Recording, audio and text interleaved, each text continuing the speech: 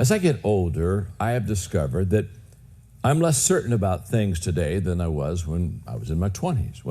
When I was young, I was certain about everything. Just ask me. I'd give you an answer. I could give you a plan. I could give you direction. I mean, I can remember before my wife and I had kids, just ask me about raising kids. I was super in that area. I could just tell you how to raise kids, and then guess what? Had kids. Boy, that just messes theory up real big time. So as I've gotten older, I'm less certain about a lot of things, but the things I am certain in, I'm more certain than I ever have before. Which leads me to asking questions about myself, to myself.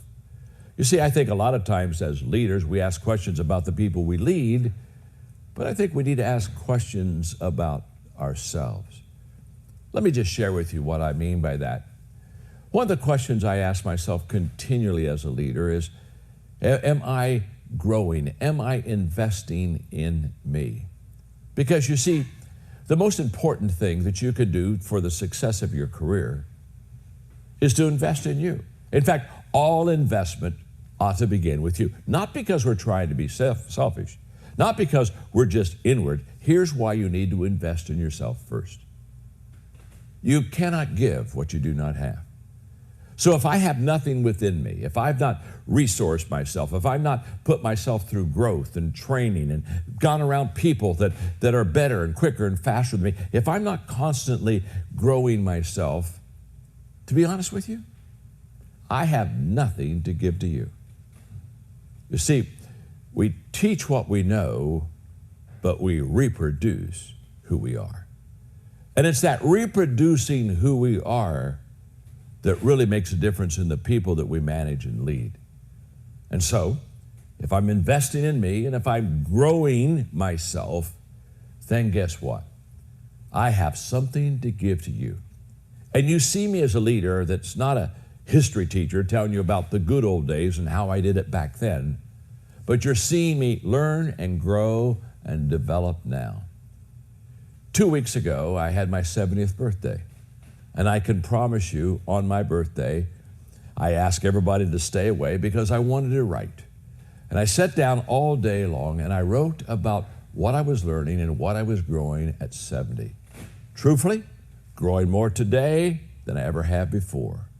Why? Because I've constantly invested in me. Why? Because then I can invest in you.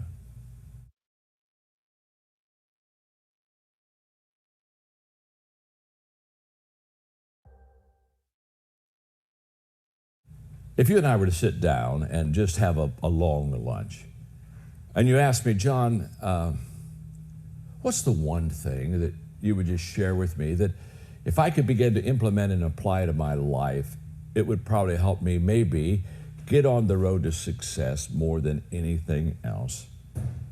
I would smile and I would look at you and I would ask you to become intentional with your life. You see, what I have discovered is most people, they don't lead their life. They accept their life. And when you accept your life, you only get out of life what people give to you. And instead of on the front end intentionally beginning to start their life off on a track that's going to give them a kind of return, they just basically kind of hang and hope. Maybe the best way I can kind of help you with this intentional living is just to give you a visual for a moment. And the visual is very simple. Everything worthwhile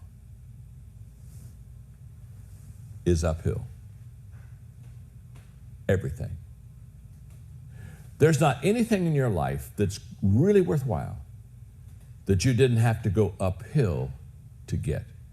You had to climb. You had to work. It took time. It took energy. It took effort. Everything worthwhile, it's uphill. And you can only go uphill if you're intentional. No one has ever come and said, wow, you know what, I just climbed the whole mountain of success, and to be honest with you, I'm up here and I'm so excited, I have no idea how I got here. I just woke up and here I was. It's amazing. I won the lottery. They're on drugs. They're in delusion, friend. If you're going to be successful, It's uphill all the way. That's why you have to be intentional. Now, here is the problem. We have uphill hopes,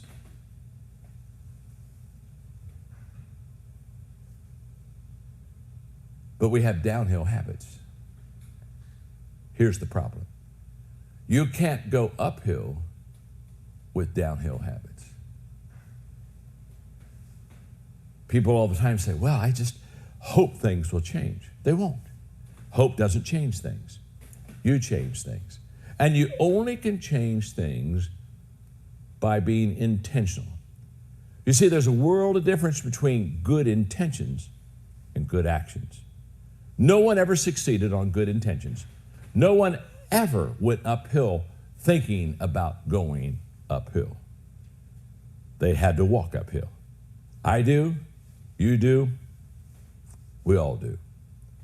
So the moment that you understand, when you take control of your life and you're intentional with it, it's at that moment, then life begins to turn around in a positive way for you.